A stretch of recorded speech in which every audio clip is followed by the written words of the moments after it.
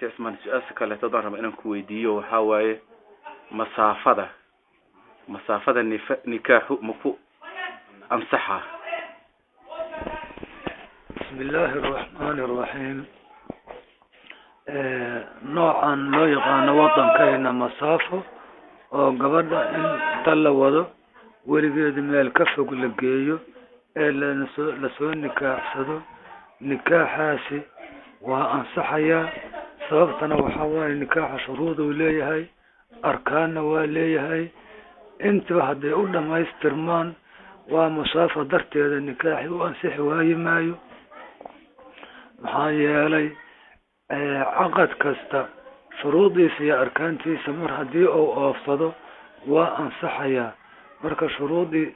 kutubta fiqigu ay u dhigaan iyo arkaantii ay u dhigaan nikaaxa mar hadii la helo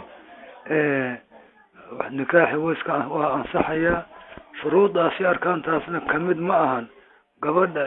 inaan la masaafaynin kitaab dhigaya la arki maayo meel kasta hadii laga doono la arki maayo kitaab dhigaya shuruuda nikaaxa waxaa kamida amba arkaantiisa waxaa kamida gabadha inaan la masaafaynin kitaab dhigaya ma la arkayo marka madhabteena shaafiiciyada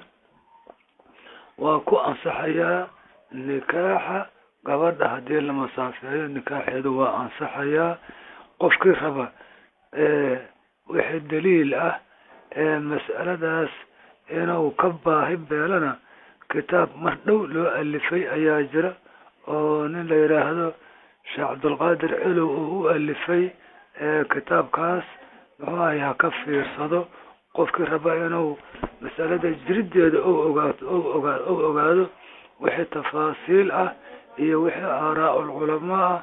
iyo wixii nusuusa qofkii inuu ka dherga rabo oo ka baahi beelo kitaabka ka daalacdo wallahu subhanahu